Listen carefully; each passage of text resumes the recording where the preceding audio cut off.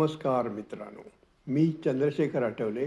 माझ्या मुक्तावली मराठी पॉडकास्टच्या या पुढच्या भागात तुमचे स्वागत करतो.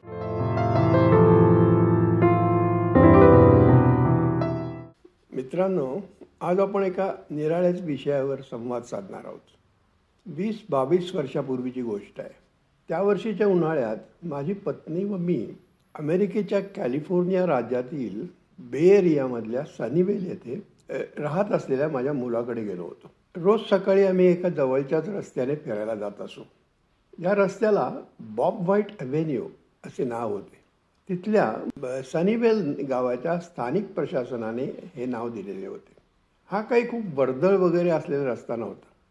दोन्ही बाजूला टुमदार बैठी घरे, पुढे मागे अंगण, भरपूर झाडे आणि मधूनच जाणारी एखादी गाडी, असेच दृश्य या रस्त्याने जाताना दोन्ही बाजूंना दिसत असे. या रस्त्याच्या दोन्ही बाजूंना छान प्रशस्त असे पदपथ ठेवलेले होते. त्यावरून फिरत जायला खूप छान वाटे. फुटपाथवर मध्ये मध्ये मोकळे चौकोन सोडून त्यात झाडे लावलेली होती. साधारण मध्यम उंचीची व भरपूर पाने असलेली अशी ही झाडे होती. या झाडांची पाने मोठी, फताडी व काळसर रंगाची होती. थोडक्यात म्हणजे हे झाड दिसायला काही फारसे प्रेक्षणीय वाटत नव्हते. या रस्त्याने पुढे गेले की फ्रीमॉन्ट ॲव्हेन्यू नावाचा एक वर्दळीचा रस्ता लागत असे. हा रस्ता ओलांडला की तेथून पुढे येणाऱ्या मॅने ड्राईव्ह या रस्त्यावर दोन्ही बाजूला अत्यंत लोभसवाणे दिसणारे मेपल वृक्ष दिसत असत. त्या मेपल वृक्षांच्या मानाने बॉब व्हाईट ॲव्हेन्यूवरची काळपट फताड्या पानांची झाडे अगदीच काहीतरी वाटत. ही झाडे इथल्या म्युन्सिपाल्टीने का लावली असावीत असे आश्चर्य मला रोज फिरायला जाताना वाटत असे. एप्रिल किंवा मे महिन्यातली गोष्ट आहे. त्या दिवशी फिरायला जात असताना माझ्या पत्नीने माझे लक्ष सहज एका झाडाकडे वेधले. या झाडाच्या काळपट फताळ्या पानांमध्ये मोठ्या आकाराचे पांढरे काहीतरी दिसत होते. जरा जवळ जाऊन इकडून तिकडून वाकून बघितल्यावर लक्षात आले की हे तर एक भले चोरले ओंजळीत घेतले तर ओंजळ भरून जाईल एवढे मोठे फूल आहे. या फुलाला इतर फुलांना असतात तशा पाकळ्या नव्हत्या. कळीमध्ये एकावर एक असणारे पापुद्रेच होते. पापुद्र्यांनी एक चेंडूसारखा आकार बनवलेला होता आणि हळूहळू या पाकळ्या उलगडत होत्या.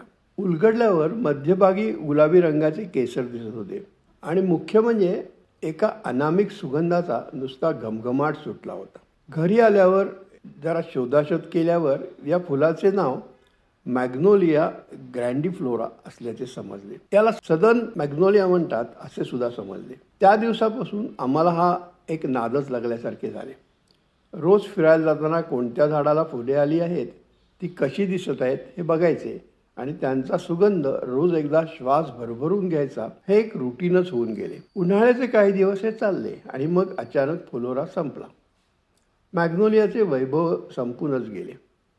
पण या झाडाकडे बघण्याची माझी दृष्टी मात्र बदलूनच गेली. ते झाड दिसले की त्याची ती काळपट फताडी पाने हे सर्व विसरून जाऊन त्याची फुले, त्याचा सुगंध हेच आठवू लागले. हे झाड कसे दिसते आहे हे सगळे एकदम नजरेआड झाले. त्यानंतर तर बॉब व्हाईट ॲव्हेन्यूला मी मॅग्नोलिया ॲव्हेन्यू म्हणूनच ओळखू लागलो. आज इतक्या वर्षानंतरही माझ्या मनातला तो मॅग्नोलिया सतत फुललेलाच राहिलेला आहे. भारतात परत आल्यावर मॅग्नोलिया वृक्ष पुण्यात कुठे आहेत का असा शोध घेतला, पण उत्तर नकारात्मकच मिळाले. भारतात हे वृक्ष जवळजवळ नाहीतच. क्वचित बोटॅनिकल गार्डन्समध्ये आढळतात. मणिपूरसारख्या उत्तर पूर्व राज्यात मात्र आढळतात असे लिहिलेले वाचले आणि भारतात याला हिमचंपा म्हणतात अशीही माहिती मिळाली. असे जरी असले तरी मॅग्नोलिया ग्रँडिफ्लोरा वृक्ष ज्या मॅग्नोलियासी कुलातील आहे त्या कुलातील इतर काही वृक्ष भारतात विपुल प्रमाणात आढळतात. एवढेच नाही तर अस्सल भारतीय वंशाचे सुद्धा आहेत असेही समजले. तेव्हा दुधाची तहान ताकावर या न्यायाने हे दुसरे मॅग्नोलियासी कुलोत्पन्न आपल्या बागेत आणायचा संकल्प केला. भारतात सहज दिसणारा व अतिशय लोकप्रिय असलेला मॅग्नोलियासी कुलोत्पन्न वृक्ष म्हणजे सोनचाफा. सोनचाफ्याचे शास्त्रीय नाव मॅग्नोलिया किंवा मिशेलिया चंपका असे आहे. सोनचाफ्याचा कळीचा आकार, उमलल्यावर दिसणारे फुलाचे रूप आणि आपल्या घमघमाटाने आसमंत दरवून टाकणारा त्याचा सुगंध, हे सगळे अवर्णनीयच आहे. माझ्या घराच्या अंगणाच्या एका कोपऱ्यात सोनचाफ्याचा एक वृक्ष अगदी 15-20 वर्षापूर्वीपर्यंत उभा होता. संपूर्ण उन्हाळा व पावसाळाभर हा वृक्ष अमाप फुले उधळत राही. अंगणाचा हा कोपरा माझ्या शयनकक्षाच्या अगदी जवळ असल्याने पहाटे पहाटेच्या ओल्या अंधारात चाफ्याचा मन मोहून टाकणारा सुगंध दरवळला की सकाळ मोठी प्रसन्न उगवे. हा सोनचाफा निदान 20-25 फूट तरी उंच असावा, कारण फुले झाडावर चढूनच काढावी लागत. मात्र पावसाळा संपत आला की अचानक एक दिवशी हा सोनचाफा आपले नेपथ्य बदलूनच टाके. फुलेजडे बंद करून पानगळ सुरू होई. अंगणभर वाळक्या पानांचा सडा पडत असे. यात भर म्हणून पक्ष्यांनी अर्धवट खाल्लेल्या फळांचे घोसच्या घोस अंगणात पडत. रोज वाळक्या पानांचा ढीग गोळा करायला लागला की गडी माणसे पण वैतागून जात. सोनचाफ्याचा हा खेळ नव्या पालवीने संपूर्ण वृक्ष हिरवागार होईपर्यंत चालत राही. सोनचाफा पाने गाळू लागला की ऋतुचक्र पुढे फिरले आहे ही खूणगाठ बांधावीच लागे. 15 वर्षापूर्वी हा सोनचाफाचा वृक्ष अचानक वटला, कारण काहीच समजले नाही. पण नंतर एक वर्षभर परत फुटवा येईल म्हणून वाट बघितली, पण शेवटी तो मुळापासून काढून टाकावा लागला आणि नंतर तो वृक्ष जेथे उभा होता ती जागाही उपलब्ध राहिली नाही. आता आम्ही सोनचाफ्याचे एक रोप कुंडीत लावले आहे. त्याला फुलंही येतात, पण ती अगदी हाताच्या बोटावर मोजण्याऐवजी.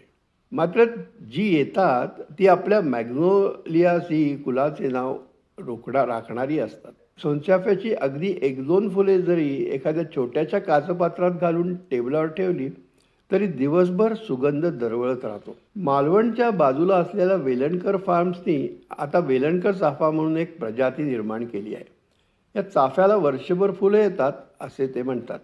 दुर्दैवाने आमच्याकडे आणलेल्या वेलणकर चाफ्याच्या कुंडीत मागच्या वर्षी याच दिवसात पडलेल्या मुसळधार पावसाने खूपच पाणी साचले व त्याचा निचराच झाला नाही आणि पुढे काही करण्याच्या आधीच मुळे कुजून ते झाड मेले. वेलणकर चाफा मालवणलाच मिळत असल्याने पुढे बघू परत हा चाफा आणायला जमते का ते. सोनचाफ्याचा वृक्ष, कळ्या, पुष्पे ही कवी मनाला बहुधा सर्वात भावणारी वाटत असलीच पाहिजेत. मागच्या पिढीतील एक सुप्रसिद्ध कवयित्री कै पद्मा गोळे या आपल्या एका कवितेत चाफ्याच्या झाडाशी हितगुज करतात आणि म्हणतात, चाफ्याच्या झाडा, चाफ्याच्या झाडा, का बरं आलास माझ्या स्वप्नात, तेव्हाच तर आपलं नव्हतं का ठरलं, दुःख नाही उरलं माझ्या मनात. तसेच काही नारायण मुरलीधर गुप्ते किंवा बी कवी यांची चाफा बोलीना ही कविता तर सुप्रसिद्धच आहे. चाफेकळी तिच्या रूपामुळे कवी किंवा इतर साहित्यिक यांच्या खास आवडीची. चाफेकळीची तुलना नासिकेपासून ते एखाद्या सुंदर ललनेपर्यंत केली जाते. काही वसंत कानिटकर या सुप्रसिद्ध नाटककाराला सुद्धा आपल्या मत्स्यगंधा नाटकातील नायिकेचे गर्द सभोवती रान साजणी तू तर चाफेकळी असे वर्णन करण्याचा मोह आवरला नाही. सोनचाफा किंवा मॅग्नोलिया चंपका हा अस्सल भारतीय वृक्ष आहे का नाही याबद्दल माझ्या मनात संदेह होता. पुराणांच्यात वर्णिलेली दक्ष प्रजापतीची एक कथा सर्वांना ज्ञात असेल. या कथेनुसार दक्ष प्रजापतीने केलेल्या महायागाला दक्षाने आपला पती महादेव किंवा शिव याला निमंत्रण न दिल्यामुळे दक्षपुत्री सतीदेवी अत्यंतिक व्यथित व दुःखी झाली व तिने यज्ञकुंडात उडी टाकून आत्महत्या केली. हे कळल्यावर महादेव अत्यंत क्रोधित झाले व त्यांच्या जटापासून वीरभद्र, मणिमान, नंदीश्वर वगैरे महाभयंकर रुद्रसेवक निर्माण झाले व त्यांनी यजमान दक्ष आणि यज्ञाच्या पुरोहिताला पकडून त्यांना दंड देण्यास सुरुवात केली. जर या रुद्रसेवकांना वेळीच आवरले नाही तर जगाचा विनाश होईल या कल्पनेने सर्व देव ब्रह्मदेवाकडे गेले. परंतु त्याने देवांना महादेवास शरण जायला सांगितले. ब्रह्मदेवाच्या आदेशानुसार सर्व देव महादेवाचे वसतिस्थान असलेल्या कैलाश पर्वताकडे निघाले. तेथे जाताना या पर्वताच्या पायथ्याशी एक अत्यंत रमणीय असे उपवन त्यांना दिसले. या उपवनात कोणकोणते वृक्ष आणि वनस्पती होत्या याचे वर्णन श्रीमद भागवत पुराणातल्या 4थ्या स्कंदातील अध्याय 2 ते 4 मध्ये आलेले आहे. यातल्या एका श्लोकात नाग पुन्नाग चंपकैही अशा 3 वृक्षांची नावे एकाच शब्दात दिलेली आहेत. हे 3 वृक्ष कोणते असावेत आणि त्यांना एकाच शब्दात गुंफण्याचे प्रयोजन काय असावे असा विचार मी करू लागलो. यातला चंपक वृक्ष म्हणजे अर्थातच चाफा असणार हे स्पष्ट होते, परंतु थोडी शोधाशोध केल्यावर नाग म्हणजे नाग चाफा व पुन्नाग म्हणजे उंडी किंवा सुलतान चाफा हे वृक्ष असल्याचे कळले. हे तिन्ही वृक्ष चंपक हे नाव धारण करत असल्याने त्यांना एकत्र एका शब्दात गुंफण्याचे प्रयोजनही लक्षात आले. थोडे पुढे गेल्यावर या श्लोकातील चंपक किंवा चाफा म्हणजे नक्की कोणता वृक्ष असा प्रश्न साहजिकच मनात आला. मराठीमध्ये चाफा या सामान्य नावाने ओळखल्या जाणाऱ्या वनस्पतीमध्ये कवठी चाफा, खैर चाफा, क्षीर चाफा, नाग चाफा, देव चाफा, भुई चाफा, हिरवा चाफा, सुलतान चाफा आणि सोन चाफा या वनस्पतींची नावे मी ऐकली होती. पण चंपक म्हणजे यापैकी नक्की कोणती वनस्पती असा प्रश्न मला पडला. या नावापैकी नाग चाफा व सुलतान चाफा यांचा उल्लेख श्लोकात स्पष्ट आलेला असल्याने ती 2 नावे विचारात घेणे आवश्यक अर्थातच नव्हतं. मराठीत बोलताना साधारणपणे आपण जेव्हा चाफ्याचा किंवा पांढऱ्या चाफ्याचा उल्लेख करतो तेव्हा आपल्या मनात खैर चाफा, क्षीर चंपक किंवा इंग्लिशमध्ये फ्रँजीपनी या नावाने ओळखले जाणारे प्लमेरिया ॲक्युटिफोलिया हे झाड असते असं मला वाटतं. परंतु प्रत्यक्षात प्लमेरिया हा वृक्ष मूळ भारतातील नसून अमेरिका खंडातल्या उष्ण प्रदेशातला आहे. त्यामुळे तो आपल्या पुराणात उल्लेख केलेला चंपक असणे शक्य नाही हे लक्षात आल्याने मी शेवटी आपटे सरांच्या वनश्री सृष्टी या ग्रंथाकडे वळलो व लगेचच शंका निरसन झाले. पुराणांच्यात चंपक या नावाने वर्णिलेला व अस्सल भारतीय वंशाचा असलेला वृक्ष म्हणजे सोनचाफाच असला पाहिजे याबद्दल काहीही शंका माझ्या मनात तरी उरली नाही. सोनचाफा किंवा चंपक फुलाला आता इथेच सोडून आपण परत मॅग्नोलियाकडे वळूया. सोनचाफ्याच्या नावात मॅग्नोलिया असला तरी सोनचाफ्याचे फूल काही मॅग्नोलियाच्या फुलासारखे दिसत नाही हे सत्य नाकारता येत नाही. तेव्हा भारतात किंवा त्यामध्ये पुण्यात अस्सल मॅग्नोलिया बघताच येणार नाही असे जरी एखाद्याला वाटले तरी प्रत्यक्षात मात्र तसे नाही. मॅग्नोलियाची एक अस्सल प्रजाती भारतात छान वाढते. या खऱ्या मॅग्नोलियालाच आपण कवठी चाफा म्हणतो. या मॅग्नोलियाच्या फुलाला पिकलेल्या कवठासारखा फ्रुटी सुगंध येत असल्याने बहुधा हे नाव त्याला पडलेले असावे. मॅग्नोलिया प्युमिला, मॅग्नोलिया कोको किंवा मॅग्नोलिया लिलिफेरा या शास्त्रीय नावाने तो ओळखला जातो. अमेरिकेत दिसणाऱ्या मॅग्नोलिया फुलासारखेच याच्या फुलाचे रूप असले तरी निदान कुंडीत वाढणाऱ्या झाडाच्या फुलाचा आकार तरी बराच छोटा असतो. आपटे सरांच्या मते हा वृक्ष बहुरूपी आहे. तो जिथे लावला जातो तिथल्या परिस्थितीप्रमाणे आपले रूप बदलतो. कुंडीतील कवठी चाफा लहानच राहतो, फुलंही लहान येतात. तर हिमालयात नैसर्गिकरित्या रुजलेले वृक्ष महाकाल असतात व त्यांना फुलंही मोठी येतात. याचा पिवळा आणि पांढरा असे 2 प्रजाती आहेत.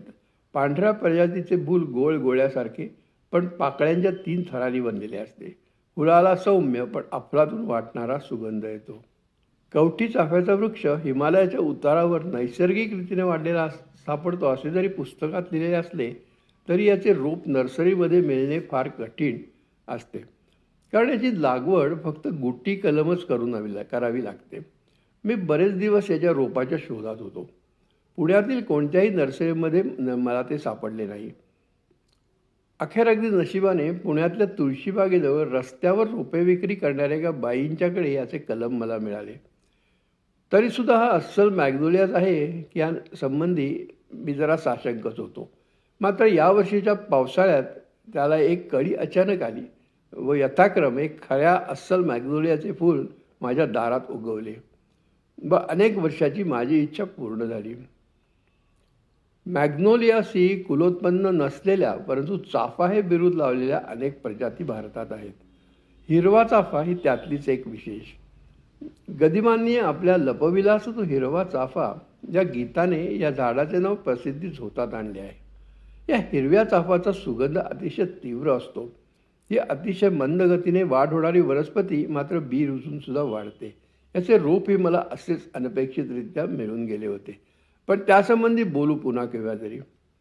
सध्या तरी हे मॅग्नोलिया पुराण इथेच थांबूया.